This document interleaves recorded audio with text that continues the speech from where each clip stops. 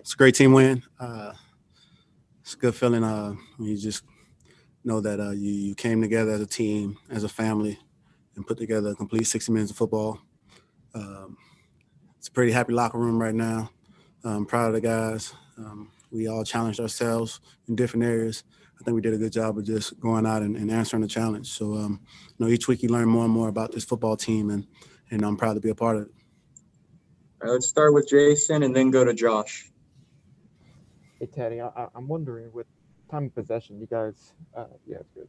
There's like it's 37, 22 minutes. Was that part of the game plan going against an offense like Kyler Murray and the Cardinals to be able to keep them off the field as much as possible? No, honestly, we wanted to have an aggressive approach, but we just had an opportunity where we just kept drives alive. We were converting on third downs and staying on the field. We ran the ball pretty well, so we really didn't come into this game saying, "Oh, we want to keep the ball away from those guys." We had an aggressive mindset ourselves, and we just came away with, winning the time possession battle. Also, Teddy, we heard from Coach Rule. You gave the game balls to the offensive line.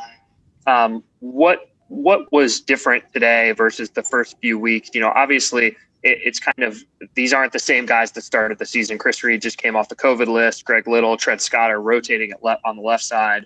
What are you seeing from those guys that were able to open up holes for the running game and give you time to throw the ball? I think, like I said, each week we're learning something new about ourselves, and we're finding something different out about ourselves. And this week, we came into this game. We wanted to be physical. We wanted to be an aggressive team, and we did just that.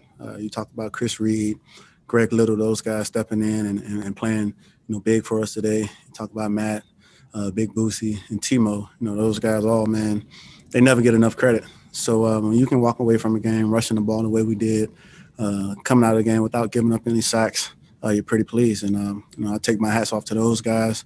Those guys do nothing but grind. They're the real grinders of this team. When you talk about the way we practice, no one feels sorry for us. We come out on Wednesday. If you're beat up, banged up anywhere, we're out there and we're still being physical. And it transitions throughout the week, and it shows on Sundays. Go to Steve Reed and then Scott Fowler. Hey, Teddy, congratulations on the win. I was wondering if you could talk about this was your first rushing touchdown since before your knee injury.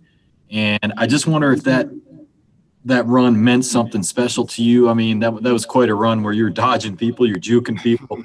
Was that a special play for you? I mean, given where you've been and where you've come from?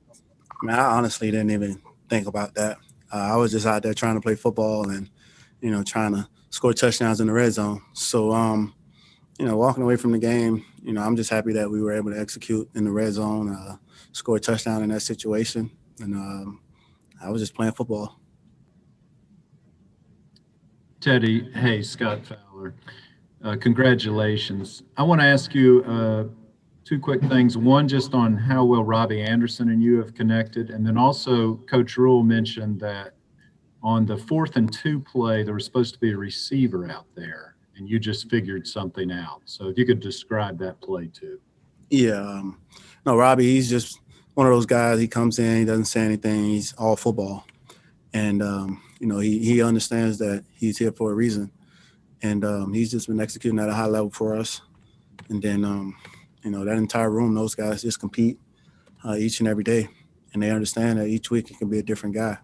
And then when you look at the 4th and 2, we called a naked, wanted the receiver to be on the slide.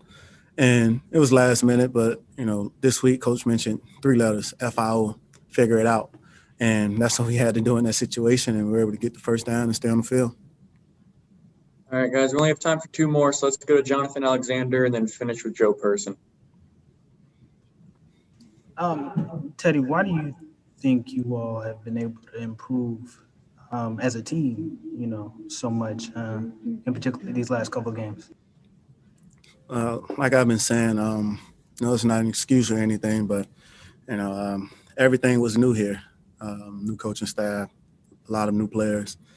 And like I said, earlier this week and last week, it was like, man, they just told you, get on the plane, report this day, and we're just going to play football. So I think what's happening is, man, we're learning more about each other each week. And each week you go out there to play. Each week you go out there to practice. Each week you come in here and you compete in different things. You learn more about the guy you're playing with. So for us, man, the last couple of weeks, guys have just been getting to know each other more and more. And when you really understand a person and know what they've been through to get here and why they play this game, it makes you want to play for them even more. Teddy, I think I heard you call or refer to someone as Big Boosie. Who is that? And I know who Timo is, I guess, but could you go through if you have nicknames for all 5 of the linemen? Oh, man. Well, Big Boosie, that's John Miller. Yeah, he had that name back in high school. We went to a rival high school, so we knew that Central liked to run behind Big Boosie. But Timo, I call Mike Davis Lil Timo or Milk Dud. He got his head bald like a milk dud. But Matt, man, I don't really have nicknames for everyone yet, but guys are all football, and each week that we just come to work each week, we get to be around each other and we grow an appreciation for each other. So that's special to see.